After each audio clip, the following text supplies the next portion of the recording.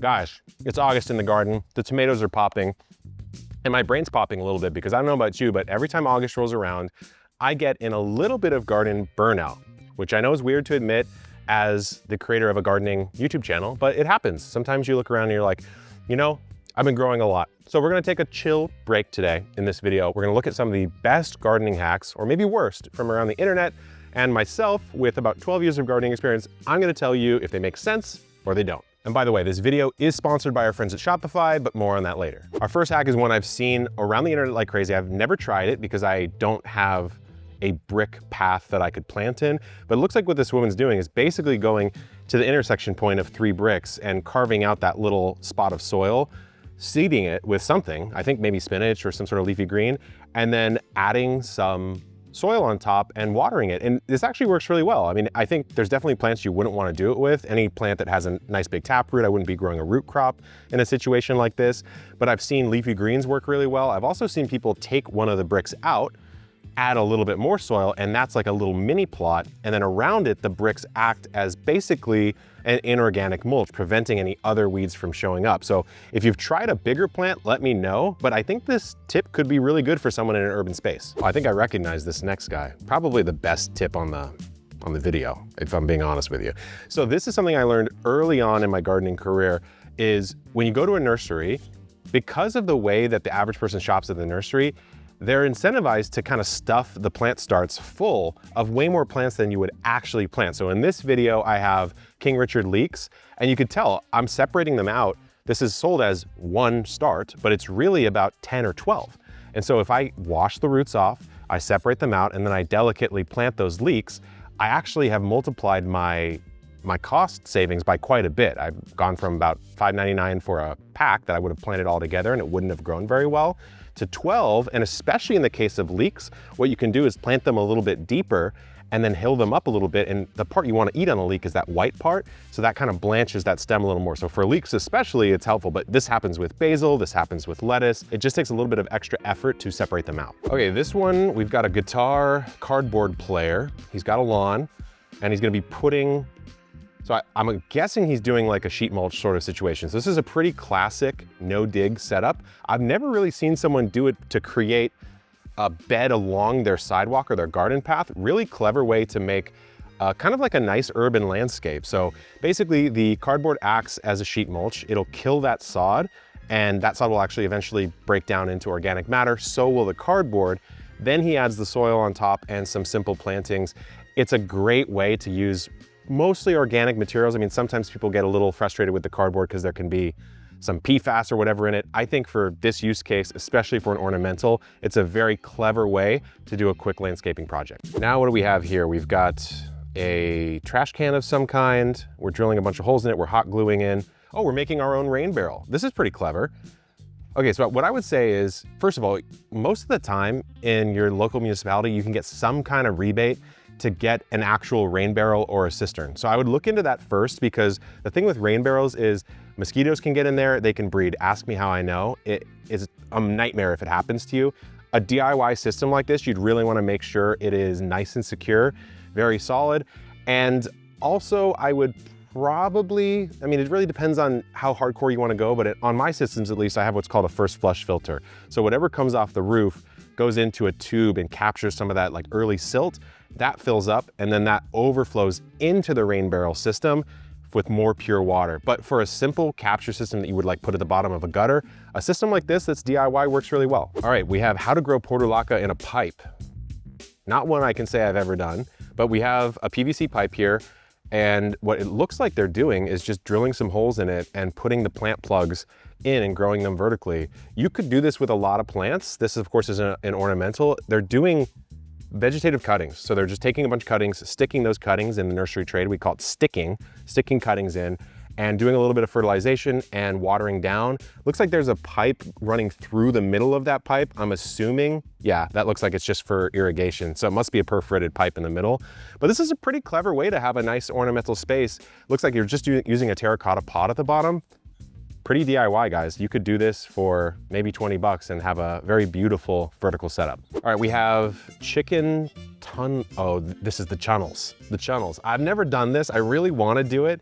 but I'm too lazy to build them, to be honest with you. These are the channels. So what you do is you create a hoop, kind of like you'd be making a hoop house in a normal vegetable garden. You cover that with chicken wire. You attach that to wherever your chickens are, staying, their coop, and they can access the garden without being, vulnerable to predators. Because of course, you can lose some hens to a bunch of mammals. I actually lost one to an opossum recently.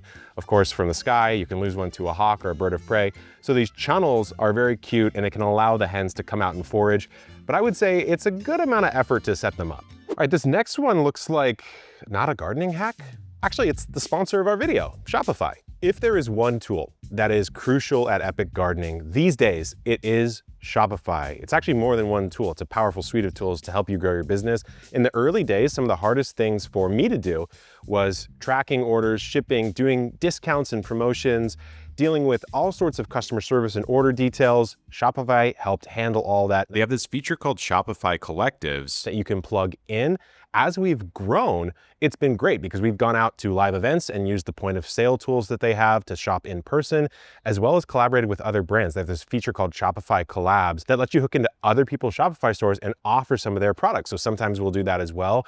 So whether you're a small business starting to grow or you're a little bit larger looking to scale, it really is the most important tool that we use. I wholeheartedly recommend it. You can try a free trial at shopify.com/epic gardening. That's shopify.com/epic gardening.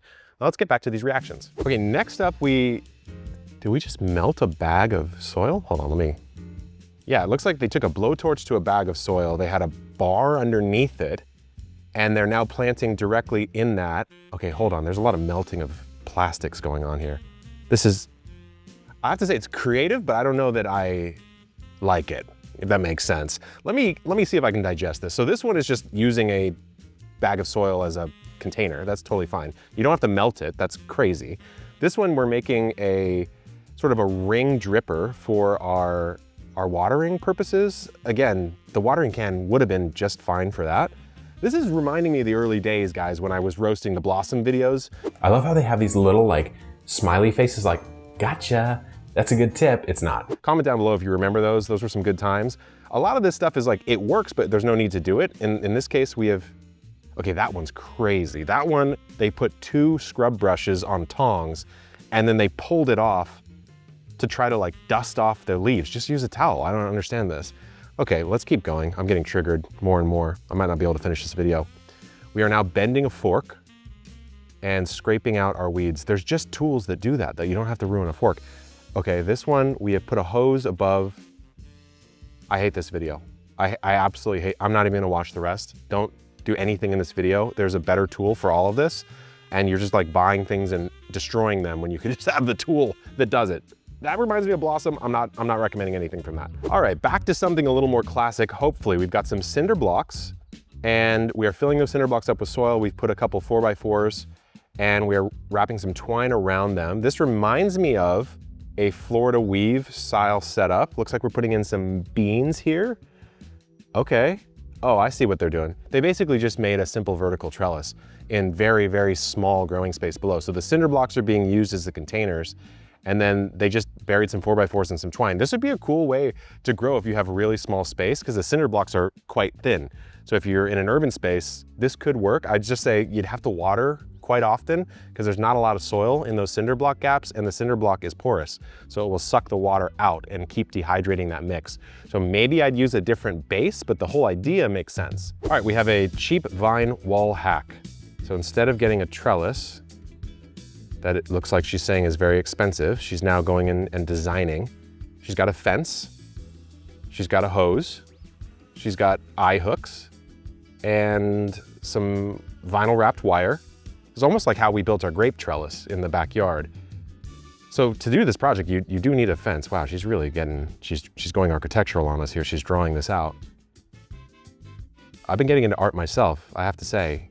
I appreciate the drawing, but I really want her to let's get to it.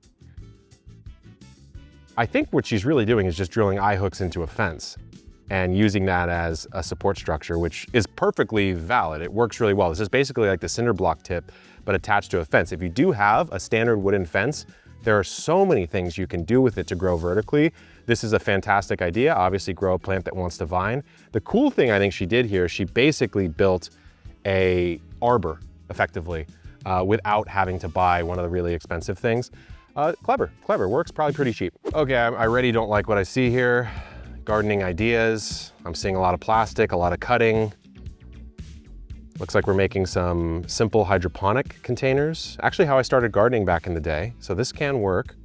There's nothing wrong with this actually. This works perfectly fine.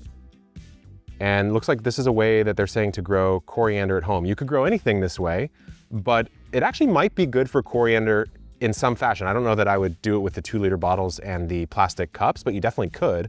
The nice thing about doing coriander this way is that coriander doesn't really like the heat. It wouldn't do well, for example, in my garden right now in the middle of August, but I could do a setup like this and kind of move it into part shade or maybe slightly indoors, and I'd have a lot of cilantro or coriander growing. So some sort of container would work for this. Oh no, someone put blossom. Someone put blossom into this video.